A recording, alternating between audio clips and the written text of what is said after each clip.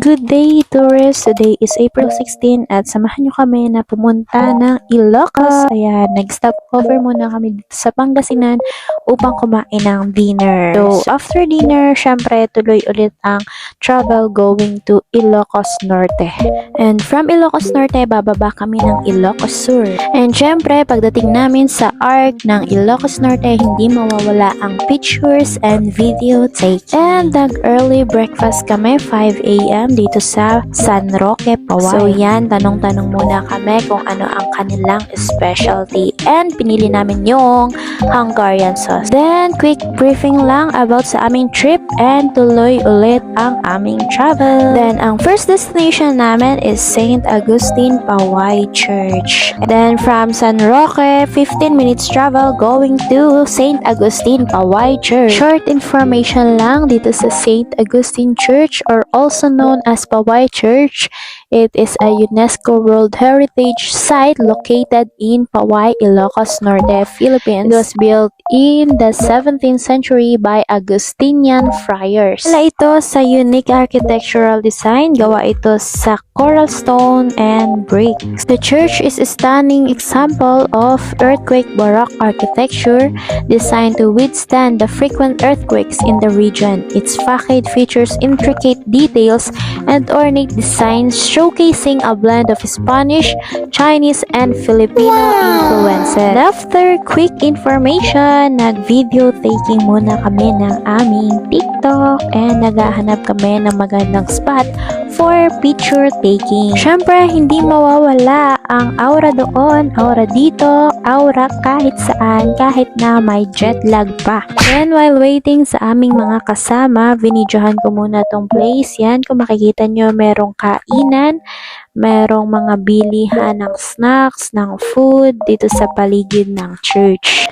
And hindi raw po magkasabay na binild yung bell tower and church. Mas nauna po yung church kaysa sa bell tower. And after Paway Church, and diretso po kami dito sa aming second destination with 10 minutes travel. Dito sa Once Reef Sand Dunes, dito lang yan sa Ilocos Norte. And syempre gusto naming itry yung skateboarding sand. Kaya nag-rent kami ng dalawang sasakyan. Ang isa po nito is 2,500. So 5 kami sa isang sasakyan. And naghati-hati kami sa 2,500 kaya 500 each ang isa. And ang rental time lang namin dito sa 4x4 is 45 minutes to 1 hour. Dahil 30 minutes travel pa going to skateboarding sand. First day pa lang ng aming tour, grabe na ang gastusan.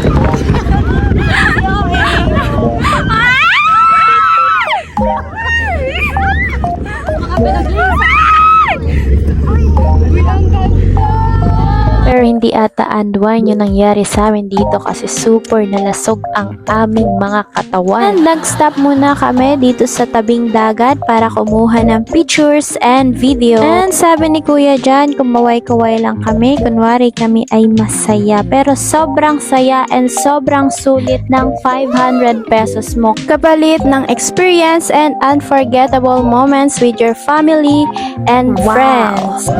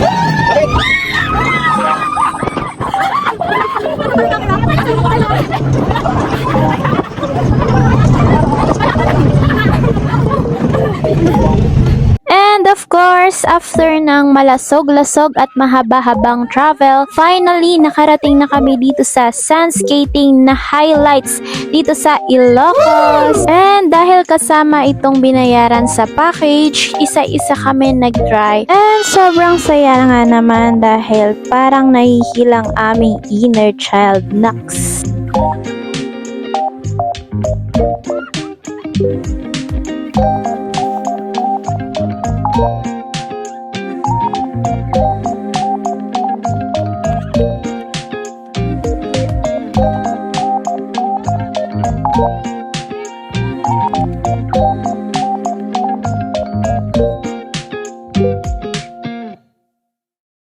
And syempre, hindi magpapatalo ang aming profesor. At dahil nga nag-enjoy ako, syempre, umisa pa para naman sulit ang binayad.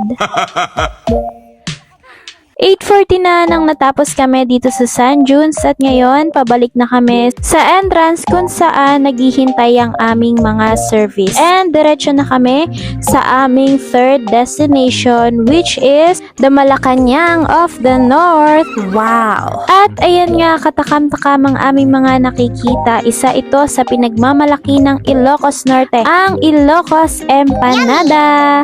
And syempre, mamaya na ang meriendahan dahil it's time for educational tour. And papasok na kami dito sa Malacanang na dating tinirahan ng dating Pangulong Ferdinand E. Marcos.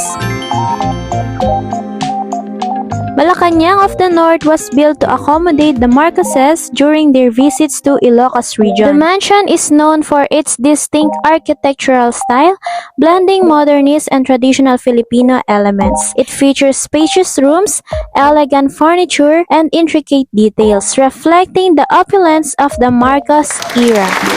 Dito rin po ibang project niya like International Rice Research Institute or IRI, Masagana 99, and First Ladies, Green Revolution, 1970. And syempre nga dahil galing kami kanina sa Sand Dunes, ayan, mukhang pinagprituhan na ng Ilocos Empanada ang aking face.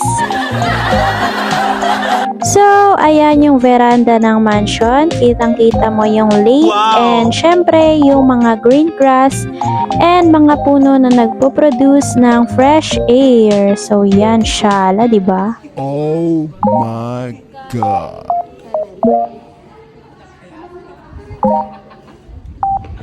And syempre, bago kami umalis, hindi mawawala ang TikTok. On the way na kami for our lunch at Vladimir Resort and Restaurant. Mag-early lunch nga kami dahil meron pa kaming last to destination bago kami mag-check-in for our accommodation. Yes! And syempre, pinili ko yung inihaw na pusit for only 80 pesos per order. Then, our next destination is Cape Pujador Lighthouse. And syempre, dahil hindi namin kayang maglakad pataas, nag-rent kami ng tricycle for only 20 pesos. Struggle si auntie mo kasi sa likod ako ni kuya nakasakay. Pero okay lang dahil sobrang sulit ng view.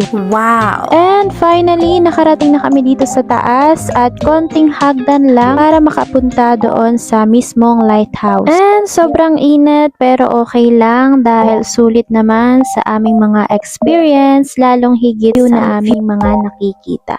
Ayan, kung makikita nyo, yan yung mismong lighthouse. But sad to say, hindi kami pinaakyat dahil fragile na daw yung lighthouse. And sa sobrang tagal na nga nito, hindi na pwedeng akyatan. Hindi na advisable sa mga tourist na umakyat.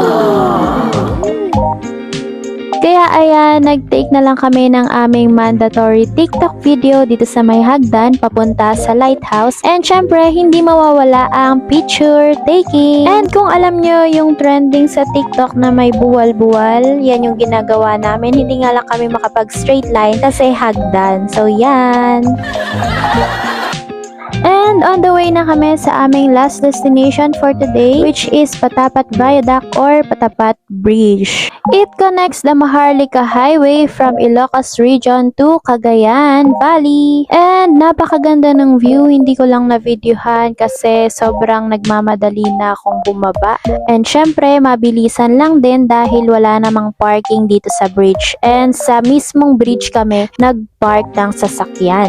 And dito nga sa mismong bridge, may nagtitinda ng ice crumble and sobrang refreshing nito. Sobrang sarap, tamang-tama sa mainit na panahon dito sa Ilocos. So, meron ditong tig to 30 and 50 pesos. Syempre, yung 50 pesos na yung kinuha ko. Sobrang init kasi. Ayan, sobrang nag-enjoy si ate.